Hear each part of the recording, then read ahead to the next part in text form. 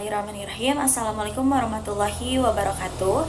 Perkenalkan, nama saya Amelia Anggraela dengan NIM 23308111052 dari program studi administrasi bisnis semester 2B.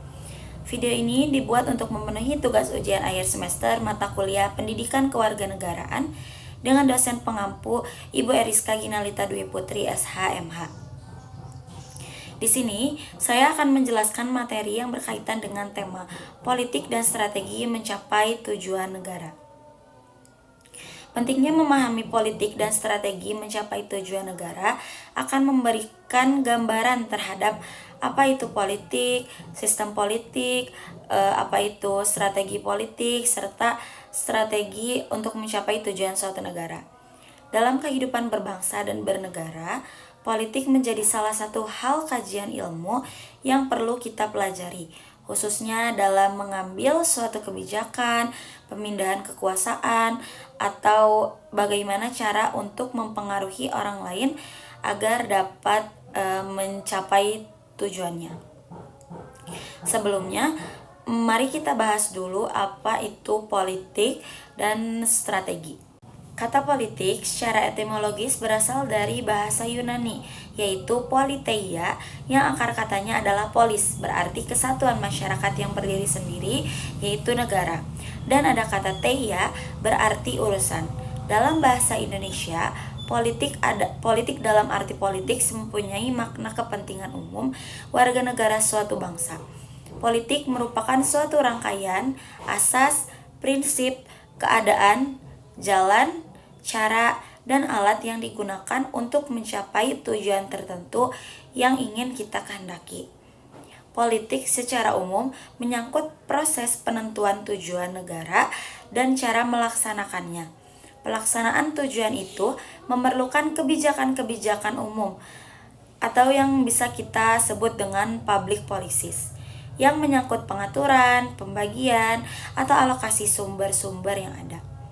Perlu kita ingat bahwa penentuan kebijakan umum, pengaturan, pembagian maupun alokasi sumber-sumber yang ada memerlukan kekuasaan dan wewenang atau yang kita sebut dengan authority.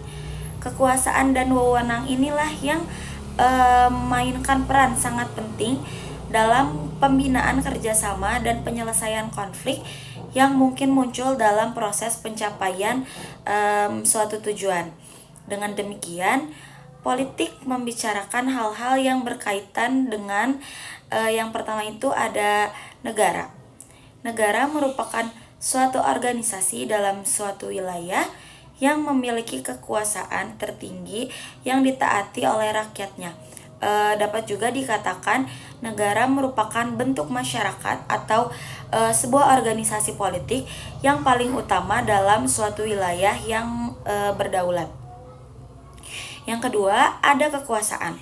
Kekuasaan adalah kemampuan seseorang atau sekelompok orang untuk mempengaruhi tingkah laku orang atau kelompok lain sesuai dengan keinginannya. Dalam politik yang perlu diperhatikan adalah tentang bagaimana kita mempertahankannya dan bagaimana kita melaksanakannya. Yang ketiga, ada pengambilan keputusan. Pengambilan keputusan adalah aspek utama politik. Dalam pengambilan keputusan, perlu kita perhatikan juga bahwa siapa saja pengambil keputusan itu dan untuk siapa keputusan itu dibuat. Jadi politik adalah pengambilan keputusan melalui sarana umum.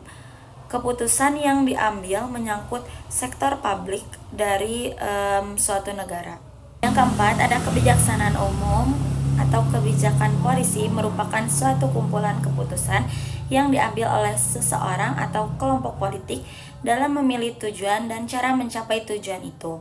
Dasar pemikirannya adalah bahwa masyarakat memiliki beberapa tujuan bersama yang ingin dicapai secara bersama pula, sehingga perlu ada rencana yang mengikat yang dirumuskan dalam kebijakan-kebijakan oleh pihak yang berwenang. Yang kelima, ada distribusi. Yang dimaksud dengan distribusi ialah pembagian dan pengalokasian nilai-nilai atau value dalam masyarakat. Nilai adalah sesuatu yang diinginkan dan penting.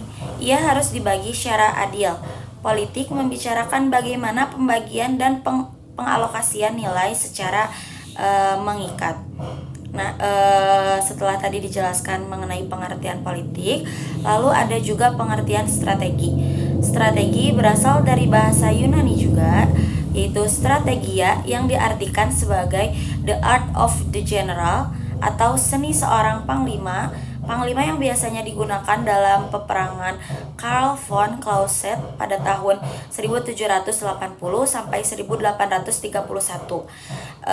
Beliau berpendapat bahwa strategi adalah penggunaan pertempuran untuk memenangkan peperangan itu, sedangkan perang itu sendiri merupakan kelanjutan dari politik.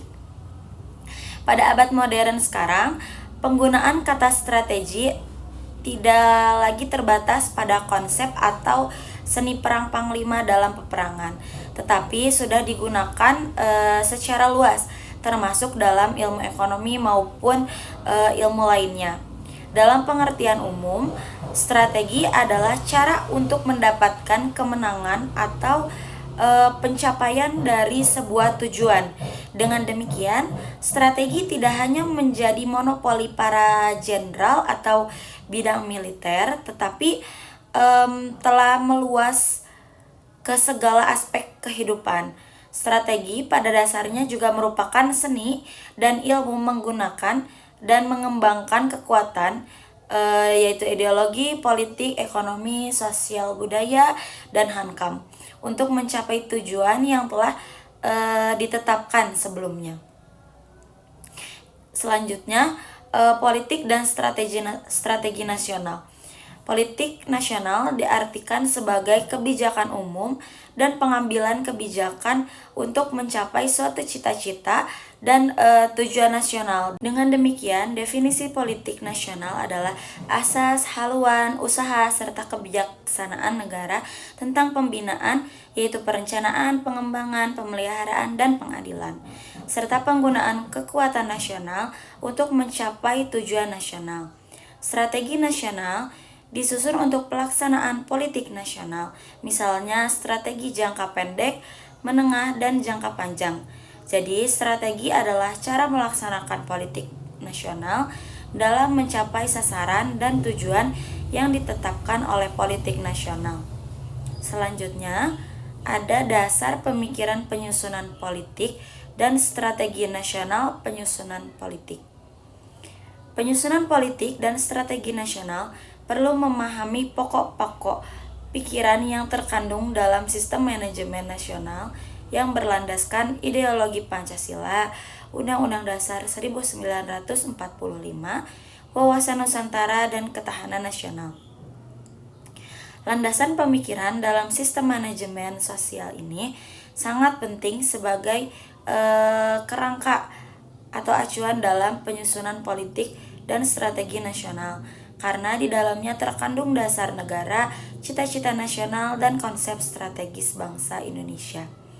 Selanjutnya, ada penyusunan politik dan strategi nasional. Politik dan strategi nasional yang telah berlangsung selama ini disusun berdasarkan sistem kenegaraan menurut Undang-Undang Dasar 1945. Sejak tahun 1985 telah berkembang pendapat yang menyatakan bahwa jajaran pemerintah dan lembaga-lembaga yang tersebut dalam Undang-Undang Dasar 1945 merupakan suprastruktur politik. Lembaga-lembaga tersebut adalah Majelis Permusyawaratan Rakyat atau MPR, Dewan Perwakilan Rakyat atau DPR, Badan Pemeriksa Keuangan atau BPK, dan MA atau Mahkamah Agung. Sedangkan badan-badan yang ada di dalam masyarakat tersebut disebut sebagai infrastruktur politik yang mencakup pranata politik yang ada dalam masyarakat seperti partai politik, organisasi kemasyarakatan, media massa, kelompok kepentingan atau interest group, dan kelompok penekan atau pressure group. Suprastruktur dan infrastruktur politik harus dapat bekerja sama dan memiliki kekuatan yang seimbang. Mekanisme penyusunan politik dan strategi nasional di tingkat suprastruktur politik diatur oleh Presiden. Dalam melaksanakan tugas ini, Presiden dibantu oleh berbagai lembaga tinggi negara lainnya serta dewan-dewan yang merupakan badan koordinasi seperti Dewan Stabilitas Ekonomi Nasional, Dewan Penerbangan dan Antariksa Nasional Republik Indonesia, Dewan Maritime, Dewan Ekonomi Daerah, dan Dewan Stabilitas Politik dan Keamanan. Sedangkan proses penyusunan politik dan strategi nasional di tingkat suprastruktur politik dilakukan setelah Presiden menerima GBHN. Selanjutnya, Presiden menyusun program kabinet dan memilih menteri-menteri yang akan melaksanakan program-program tersebut. Program kabinet dapat dipandang sebagai dokumen resmi yang memuat politik nasional yang digariskan oleh Presiden. Strategi nasional dilaksanakan oleh para menteri dan pimpinan lembaga pemerintah non-departemen berdasarkan petunjuk Presiden. Yang dilaksanakan oleh Presiden sesungguhnya itu merupakan politik dan strategi nasional yang bersifat pelaksanaan. Di dalamnya sudah tercantum program-program yang lebih konkret atau yang lebih detail yang disebut sasaran nasional. Proses politik dan strategi nasional pada infrastruktur politik merupakan sasaran yang akan dicapai oleh rakyat Indonesia. Sesuai dengan kebijakan politik nasional, penyelenggara negara harus mengambil langkah-langkah yang dapat berkenaan terhadap semua lapisan masyarakat dengan mencantumkan sasaran sektoralnya. Melalui peranata-peranata politik, masyarakat ikut berpartisipasi dalam kehidupan politik nasional. Dalam era reformasi saat ini, masyarakat memiliki peran yang sangat besar atau yang sangat penting dalam mengontrol jalannya politik dan strategi nasional yang ditetapkan oleh MPR maupun yang dilaksanakan oleh Presiden. Perdagangan masyarakat terhadap kehidupan politik, ekonomi, sosial, budaya maupun bidang hankam akan selalu berkembang karena semakin tingginya kesadaran bermasyarakat, berbangsa dan bernegara, lalu semakin terbuka akal dan pikiran untuk memperjuangkan haknya. Selanjutnya ada semakin meningkatnya kemampuan untuk menentukan pilihan dalam pemenuhan kebutuhan hidup.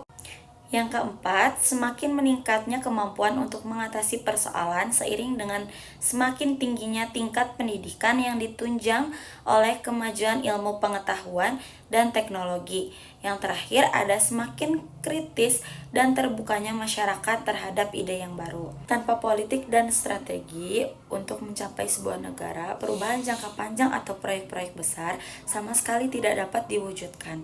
Politisi yang baik berusaha merealisasikan rencana yang ambisius tanpa strategi. Seringkali menjadi pihak yang harus bertanggung jawab dalam menciptakan kondisi sosial yang menyebabkan jutaan manusia menderita. Dalam strategi politik, sangat penting mengenai strategi komunikasi. Strategi komunikasi, mengapa dikatakan sangat penting? Karena akan membawa keuntungan yang jelas bagi seseorang atau yang selama ini diabaikan oleh lawan. Citra yang diinginkan atau target image antara lain dalam proses implementasi, kelemahan pemerintah dan satuan eksekutif, terutama sekali terletak di bidang kehumasan. Target image menetapkan landasan bagi pekerjaan kehumasan. Semua tindakan kehumasan hanya bertujuan untuk menyebarkan citra yang baik dan menanamkan dalam benak-benak kelompok sasaran. Nah, teman-teman, setiap negara pasti memiliki politik strategi untuk mencapai tujuan negaranya, termasuk Indonesia. Keberadaan politik dan strategi nasional ini bertujuan agar sebuah negara mampu mencapai tujuan serta sasaran politik yang sudah ditetapkan sebelumnya. Oleh sebab itu, politik dan strategi sebuah negara ini bersifat penting agar negara mempunyai acuan dalam menjalankan pemerintahannya. Mungkin dicukupkan sekian materi dari saya. Mohon maaf apabila ada kesalahan penyampaian. Terima kasih. Wassalamualaikum warahmatullahi wabarakatuh.